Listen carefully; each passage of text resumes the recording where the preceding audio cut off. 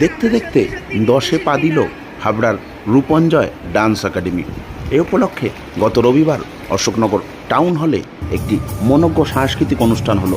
230 জন শিল্পী এদিন নৃত্য পরিবেশন করেন। এছাড়াও বিশিষ্ট ব্যক্তিত্বদের সম্বর্ধনা জানানো হয়।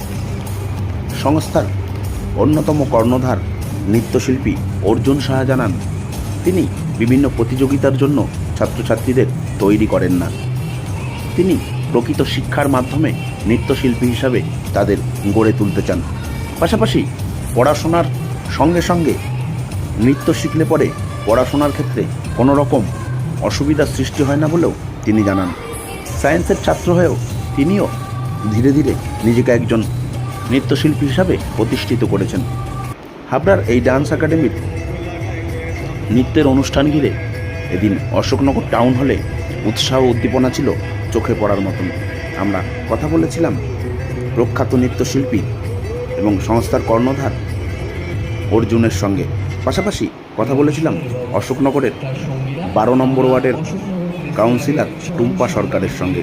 তিনিও এদিনের অনুষ্ঠানে অতিথি ছিলেন টুম্পা দেবীর স্বামী তৃণমূল নেতা অতীশ সরকার। এ প্রসঙ্গে অর্জুনের এই প্রতিষ্ঠান নিয়ে কি জানালেন তারা, আর কি জানালেন সংস্থার কর্ণধার নৃত্যশিল্পী অর্জুন সাহা, শোনাবো আপনাদের। নতুন বাড়ি তৈরির কথা ভাবছেন?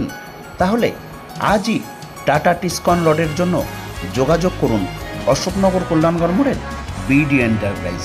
একমাত্র অথরাইজড ডিলার বিডি এন্টারপ্রাইজে যোগাযোগ করুন। Phone number 8336831913। বছর ধরে একটা কেন্দ্র চলছে, কি বলবেন? রূপঞ্জয় ডান্স একাডেমির এই বার্ষিক অনুষ্ঠানে আসতে পেরে আমার খুব ভালো লাগছে।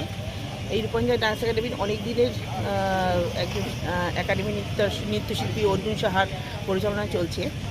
অর্জুন সাহা খুব গুণী নৃত্যশিল্পী। আমি চাইবো ওর ডান্স একাডেমি আরও দূর এগিয়ে যাক। ও বিভিন্ন রাজ্যেও প্রোগ্রাম করেছে, দেখেছি এবং শুনেছি, এবং ওর সাথে আমার অনেক দিনের পরিচয়। আমি চাইবো ওর ডান্স একাডেমি আরও এগিয়ে যাক, এই সাফল্য কামনা করি। আপনিও একজন শিল্পী, এরাও নৃত্যশিল্পী। হ্যাঁ। তো এই যে শিল্পকলা, এটা যে মানুষের যে স্ট্রেস, দুশ্চিন্তা, মন খারাপ থাকে, এগুলোকে কতটা দূর করতে পারে?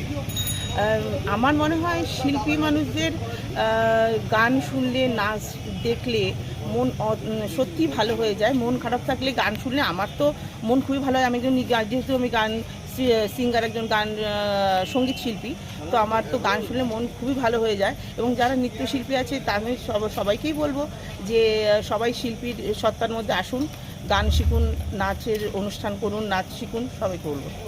ভালো থাকতে পারবে। হ্যাঁ, ভালো থাকা যায় এতে। আপনার নাম? টুম্পা সরকার। কত নম্বর ওয়ার্ডের কাউন্সিলর? 12 নম্বর ওয়ার্ড, অশোক।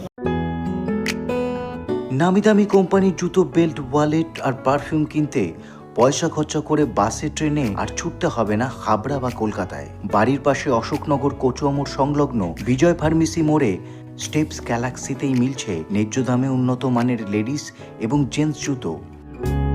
তবে ছোটদের জুতো এখানে বিক্রি হয় না।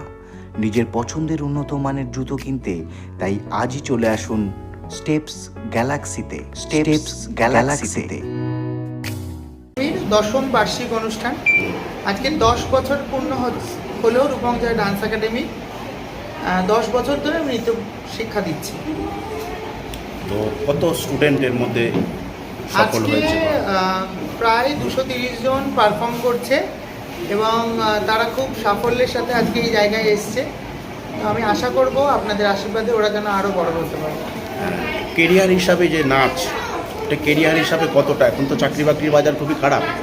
হ্যাঁ, অবশ্যই, কারণ শিল্পটাকে বাঁচিয়ে রাখতে গেলে বা শিল্পটা নিয়ে যদি কাজ করা যায়, এর থেকে আনন্দের কিছু নেই। চাকরি বাকরির অবস্থা তো খুবই খারাপ, সেটা তো বুঝতেই পারছি। শিল্পী যদি শিল্পটাকে ভালোবাসে তাহলে তার কেরিয়ারটা উজ্জ্বল হতে বাধ্য, এটা আমার মনে হয়।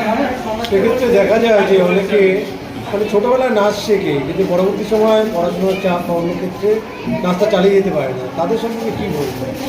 পড়াশোনার পাশাপাশি একটুখানি সময় বার করে যদি নৃত্য শিক্ষা এবং প্র্যাকটিস করা যায়, তাহলে আমার মনে হয় না খুব একটা অসুবিধার মধ্যে পড়তে হয়। আমরাও পড়াশোনা করেছি, আমিও সায়েন্সেরই স্টুডেন্ট, আমি সায়েন্স নিয়ে পড়াশোনা করেছি, তারপরেও আমি নৃত্যশিক্ষা দিচ্ছি বাচ্চাদেরকে এবং আজ 10 বছর পূর্ণ হয়ে গেল।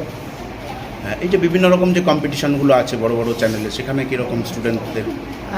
স্টুডেন্ট তো অবশ্যই সাফল্যের হার সেখানে যায়, বিভিন্ন চ্যানেলের যে কম্পিটিশানগুলো, আমি মনে করি শুধু চ্যানেলকে উদ্দেশ্য করে আমরা প্রোগ্রাম করব সেটা নয়, শিক্ষাটাকে শিক্ষার মতো নিতে হবে।